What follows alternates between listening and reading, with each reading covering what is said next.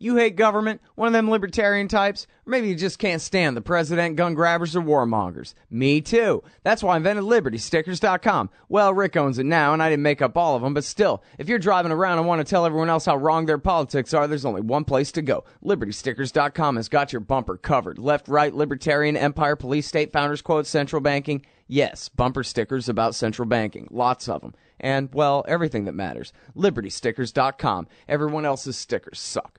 Hey, y'all, Scott here.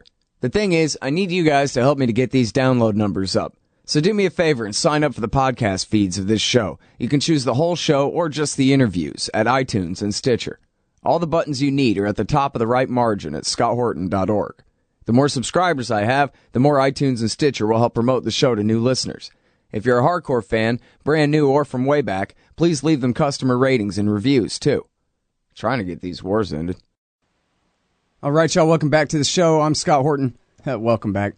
Scott Horton Show, website, scotthorton.org, Twitter, at Scott Horton Show. Okay, introducing Nasser Arrabyee. He is a reporter from Yemen, reporting out of Sana'a, Yemen, and he runs the online news organization Yemen Now. That's Yemen Alan, means Yemen Now. And you just Google Nasser Arrabyee. It's spelled just like it sounds, in fact. Welcome back to the show, sir. How are you? Thank you very much, Scott. Thank you very much. I really appreciate you joining us here on the show today again. There's some really important news, I guess, to cover from the war. Before we get to the politics of the thing, can you talk about the airstrike on the funeral in Sana'a? What happened there? And what's the importance of that airstrike in the context of the American and Saudi war against Yemen now? Thank you very much. In fact, what happened here in the funeral is a turning point in the U.S.-backed Saudi war crimes that have been here for 20 months now, for about 20 months. This war crime is something that maybe never happened over history, and maybe that will not also happen, because nobody would expect something like this at all.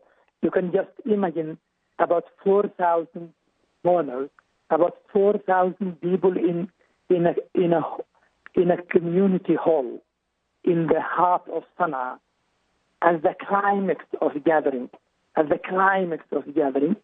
and you see U.S.-backed Saudi warplanes coming and bombing the first bomb, the second bomb, the third bomb, and the fourth bomb, killing about 1,000, killing and injuring about 1,000. But the others are also like they are killed also, because the whole hall, I mean the whole place, all the place was bombed. I think you might have seen some of the pictures. So it's a horrible. It's something that reminded us of Hiroshima and Nagasaki. Something also that reminded us of September 11. It's something like this. It's very horrible. That it's very incredible. The people we were talking to outside Yemen would not believe what we were saying at the very beginning. I was myself in my way to the place. It is very near. It is very close to from my office, and I was in my way to go, and then I got back to my office to report about this horrible war crime. So this big war crime was a turning point, of course. It helped us a little bit. Yes, it hurt Yemenis. It killed Yemenis. As I told you, about 800 people were killed and injured. Exactly those who were killed, about 200. Those who were injured, about 600, maybe more. the 600 who were injured, about 400 of them are semi-dead, are almost dead, without limbs, without hands, without legs, without it. So I can't say that the 600 who are injured, I can't say they are injured, because they are also almost dead. Maybe that this would have been better for some of them, for most of them. So it was a horrible thing. But the other thing I want to tell you, that this war crime refocused the attention to the Yemen, to the U.S.-backed war crimes that have been for 20 months now. I mean, Saudi Arabia would always, maybe I talked with you in this show many times, and I was always telling you that it's war crimes, always. But, Saudi Arabia had that lobbies and had that misinformation and misleading that would cover a lot of things. But that thing, this thing that happened on October 8th, discovered everything and revealed the intentions of the Saudi war crimes here in Yemen. Actually, it was something that would help us now.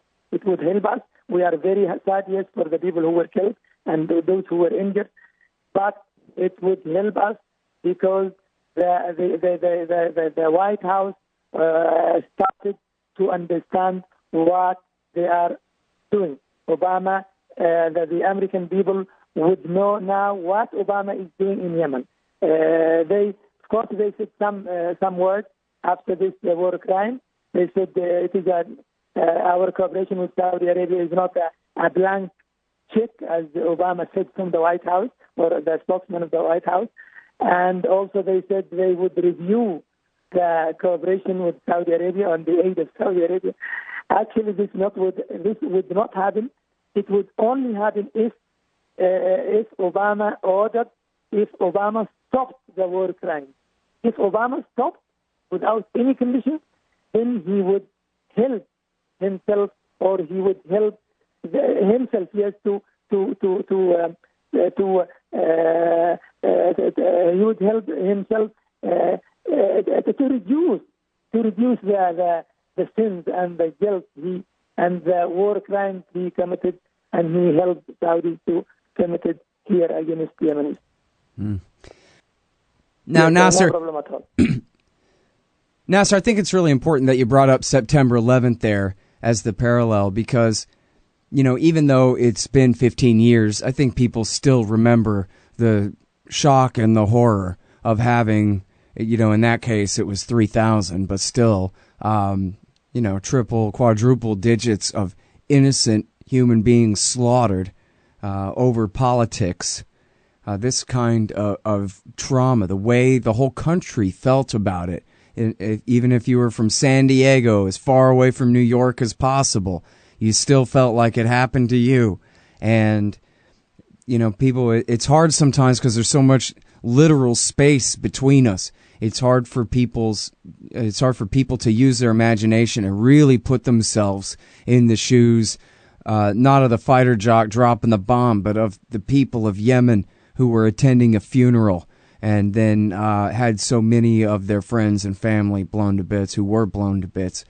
But that must be exactly how you feel, the same way we all felt after the September 11th attack on the United States, huh? Exactly. It was, I was like one of you. I was watching at the same time on September 11th like anyone. I love the Americans. I love the American values. I myself, I am convinced of them. I was seeing the September 11th here from Sana'a, from my place on TV, and it was very horrible. It was like the day of judgment. It's something like the end of the world. But on October 8th. Here last week, here in my city here in Sana'a, in the same place, I remembered that that event of September 11. Do you know why? Because from September 11 until now, I've been writing and talking and discussing all the things about the terrorism. All the things about terrorism. I've been reporting and writing only about Qaeda and terrorism and about these things. So when this happened here last week here in my city in Sana'a, I remember September 11. Do you know why? Because I remember that the same people who killed the 3,000 Americans on September 11 were also the same people, the same Saudi terrorists who came and killed us here in Sana'a. But this time, Obama helped them, unfortunately. This time, Obama helped them. If Obama helped them to kill us, unfortunately. On September 11, they were ordered by Osama bin Laden to go to Saudi, to Washington and New York, and to carry out that terrorist attack. So it was something that repeats history, unfortunately. But why Obama is doing this? Why Saudis are doing this on Yemen? Why? I mean, this war crime is not against Yemenis now. It is not a war. It is not like any other war. No, it is just killing people. Killing people deliberately, brutally, and in a way that nobody can even believe, because it's as I told you, community hall full of people at the climax hour, at the rush hour, and you come by F-15 or F-16 to kill them. What is the problem? Why? So it is against humanity everywhere. It is now it is the duty of everyone in the United States, in Russia, in the east, in the west, in the north, in the south of the world, to say no for this crime, because it's against us all. It is against every human. But unfortunately, now United States or Obama administration wanted also to help Saudi. Although they say they would review the aid and the help and also the logistic things they give, the intelligence. But unfortunately, what happened is something else. Obama came to the Bab al-Mandab Strait here in the southwest of Yemen, and they bombed or they launched 3 missiles to Yemen, unfortunately. And this means that Obama was not serious when he said he would review the cooperation with Saudi Arabia, and he would stop what he called the blank check of Saudi Arabia. No, Obama unfortunately was just using a diplomatic language, and he did not mean it to stop Saudi Arabia from the war crimes, unfortunately. Now, listen, Nasser, there's this article in the Christian Science Monitor by Scott Peterson, who I know as a pretty good journalist here. And he talks about how, I mean, anybody in any society, obviously, bombing a funeral is, absolutely off limits. Yes. After this horrible massacre of the funeral, now we have been for about 5 days, I think, or 6 days. Yes, about 6 days. We are still, every time, everywhere you go now in Sana'a, you still see funerals. You still see funerals in every street. In every street you see funerals.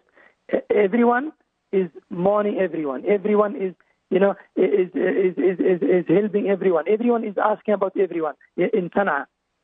Because it's horrible. About 60 dead bodies still not identified until now. Just imagine, about 60, because there were people not necessarily from Sana'a, from other cities. So their relatives are not yet here. Their relatives are not yet did not yet know about their relatives were killed or not now. So it's something exactly very, very similar to what happened in September 11, unfortunately. Yeah. All right. Now, there's an article in the Christian Science Monitor by Scott Peterson that I thought is important to bring up here, Nasser. Missile strike in Yemen. Will criticism of Saudis morph into real pressure is the title of the article for people who want to look it up. But he talks about how, in any context, obviously bombing a funeral in any country, in any society, is a war crime and is off limits. But he says that in Yemen, there's another special context to a funeral, and especially this particular funeral, that in Yemeni culture, a funeral is known as neutral ground, where enemies can feel okay with attending the same funeral at the same time, and it's guaranteed to be peaceful because, it's sort of like we don't fight on Sunday in New Jersey or whatever, this kind of rules. And so because of that custom, the place was chock full of all kinds of dignitaries and mayors and representatives of the military and of the Houthis and of other factions as well, and all of the very people who would be most able to make peace and to move forward with some kind of ceasefire and some kind of solution for the future beyond all this violence, and they were the people who were killed. Exactly. The funeral is very holy thing. As you said, here in this war, if some people get killed here while they are fighting with the Saudi-backed forces here in the east of Yemen, in Marib, their funeral are being held here in Sana'a or in any other city with everyone who are not with the Saudi forces attending these funerals. Of course, as you said, when someone is dead, he's dead then. He's a human, regardless of anything, regardless of any loyalties, regardless of any affiliations or something like this. Of course. And I think it is not only in Yemen. It's a very human common sense. It's a common principle with the humans. People were in this community hall. They were reciting Quran at that time, and those people, the people were just reciting Quran and shaking hands and paying tributes and all these things. It's like a mosque, exactly like a mosque. It's not, but the difference is that the mosque is not like that because it was very, very, very crowded, very crowded. It's the biggest, the grand community hall in Sana'a. It is called the Grand Hall. So imagine now over 3,000 in one place, and you receive bombs from a warplane. If this is not a war crime, what is war crime then? It is a war crime without doubt. What is war crime then? Who could define war crime if this is not a war crime? We know. From the reactions. From the reactions we noticed from all over the world, from all the countries, from all humans everywhere, we knew that this is a big war crime. This is, why people were talking with us and crying with us, and why? They know that this is something against every one of them, not only Yemen. Why they did this? Why they did this? So it is not now enough from Obama to say we'll review our cooperation or we will stop the blank check. No. If Obama wants to help, if Obama wants to help himself to reduce such guilt and such sins, he should stop the war crimes, the Saudi war crimes, and the war. This is the only thing that would help Obama and everyone who wants the peace for Yemen. Otherwise, it's nothing. I mean, silence. Why Saudi Arabia committed such crime? It is very clear to us. It is very clear to every observer that the silence from UN and from the the international community over the war crimes over 20 months now encouraged Saudi Arabia to do such a war crime. I mean, such a big one. Otherwise, it would not have done it at all. But they stopped the inquiry.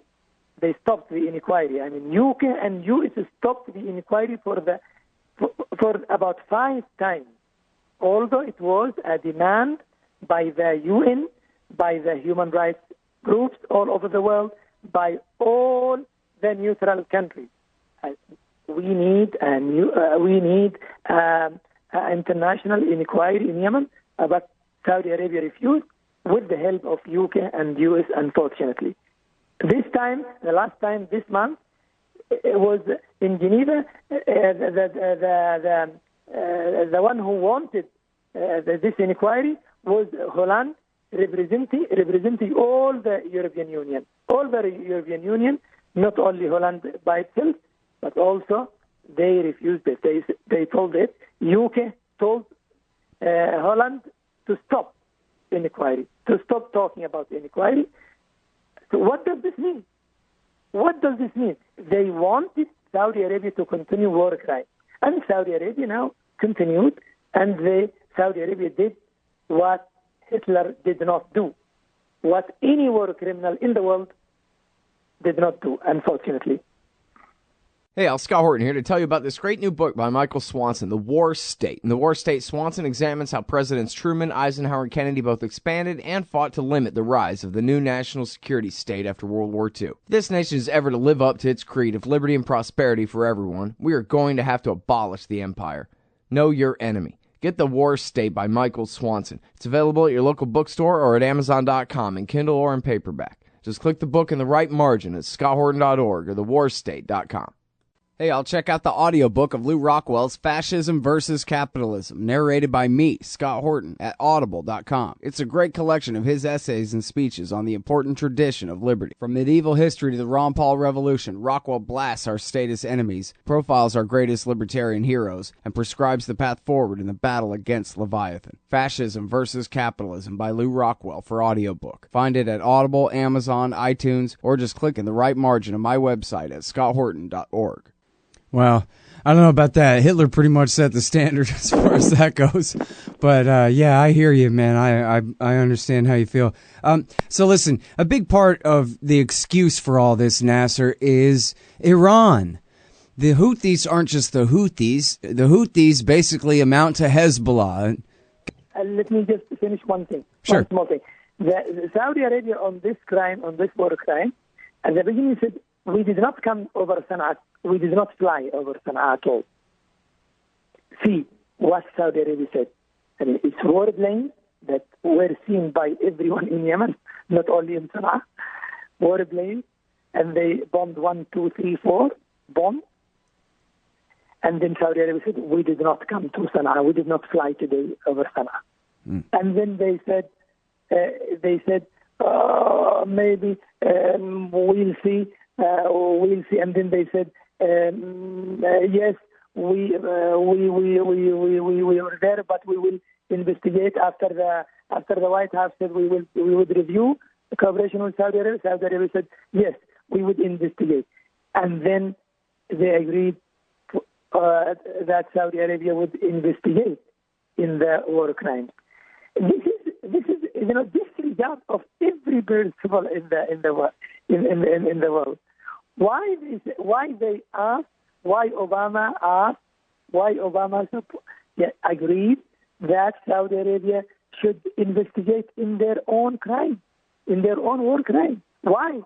Why the UN would not investigate? Why other people would not investigate? Why Saudi Arabia would investigate in their war crime? I mean, this is something, it's a war crime by itself to talk that Saudi Arabia would, or to hear Kerry saying to the Saudi officials, don't do it again. Don't do it again. Don't do it again. Okay, and investigate. Don't do it again. This is what Kerry told the Saudi officials to do after this war crime. I mean, why they disregard the human lives like this? It is a war crime also against everyone. All right, why now, they are doing this? I mean, this is how terrorism is made. This is how terrorism is made.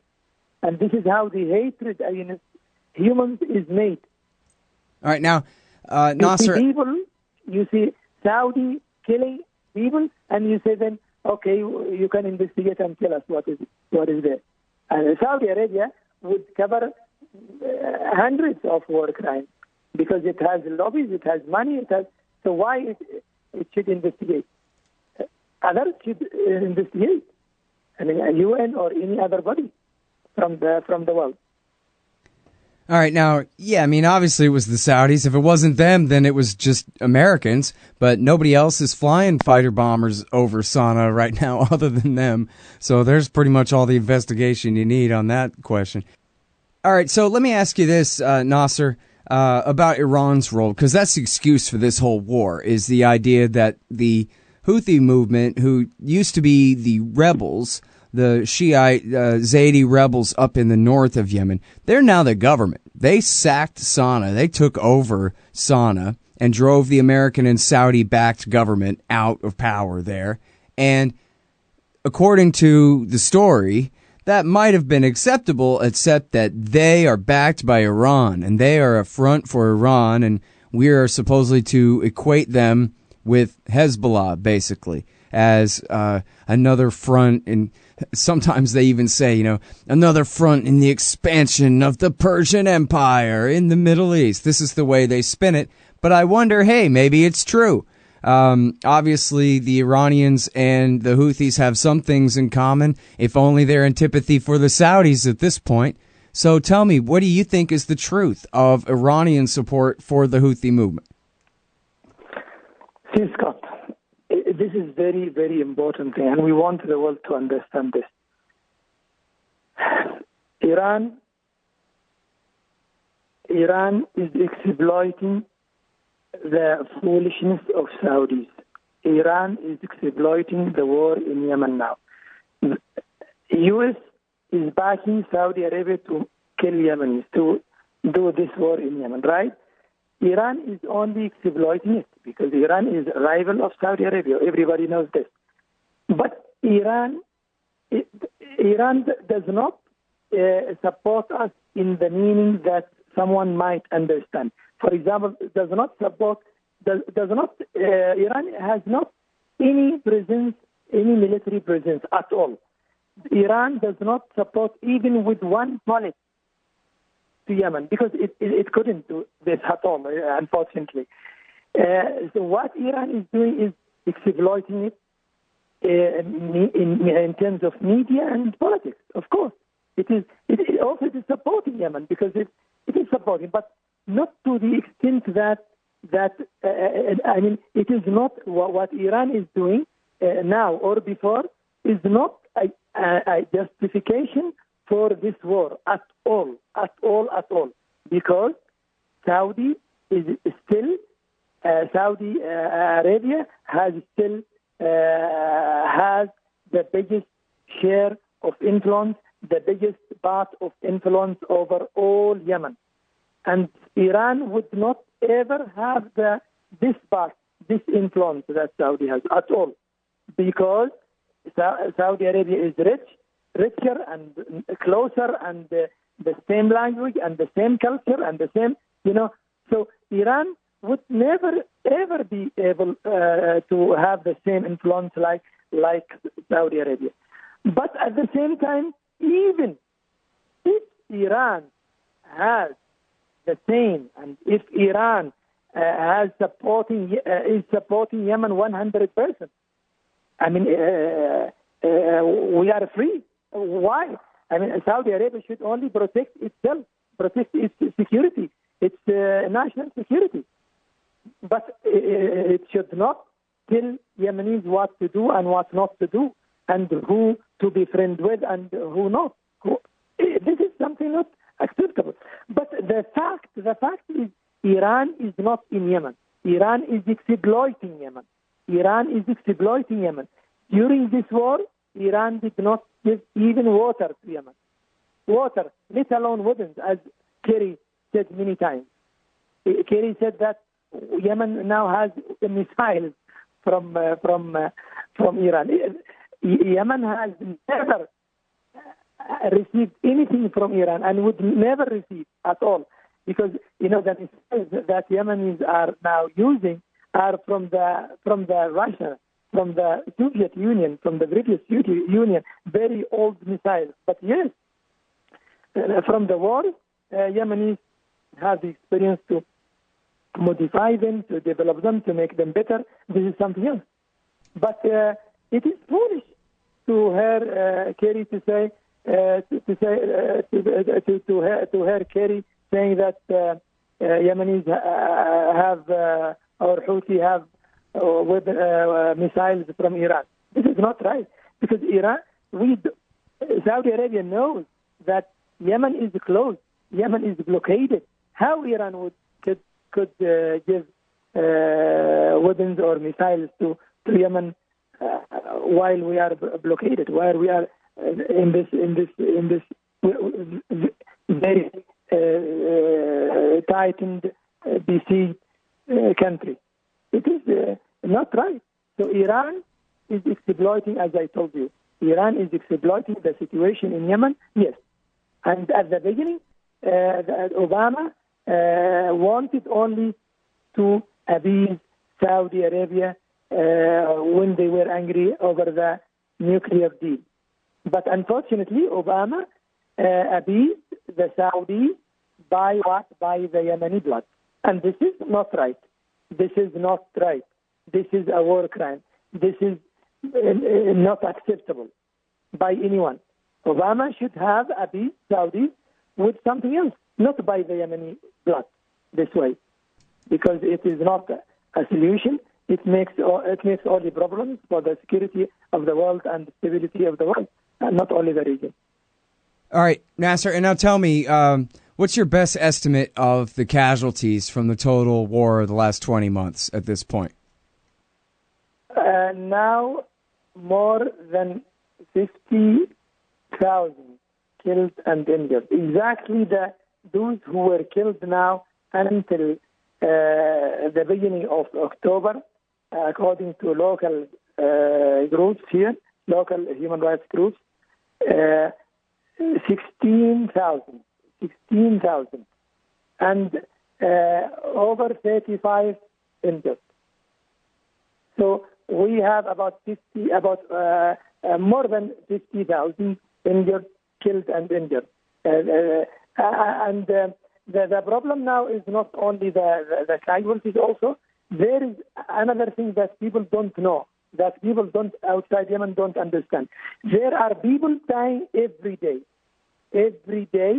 dying of hunger, dying of illness because there is no medicine, dying of hunger because there is no food because of the blockade, and dying of injuries because hospitals are not functioning well. So those people are not counted, although they are in thousands now, if not tens of thousands. People who are dying every day. We are seeing them with our own eyes every day, dying of hunger, dying of illness like cholera, like the diabetes, like the other one is the failure of kidney. These are, because of the stopping of the hospitals, of the no functioning, no working, no medicine. So the people, if we count these people, we would have about 70 or 80,000, and these are people dying because of this war, of this U.S.-backed Saudi war crime. The other thing is those who displaced from these people. There are about 3 million now, according to the estimates of UN. Yes, 3 million. But those people who did not displace from their houses, and at the same time they are like in caves, because there is no kind of life-saving supply, no kind of life-saving things in their houses. So they are like those who are also displaced.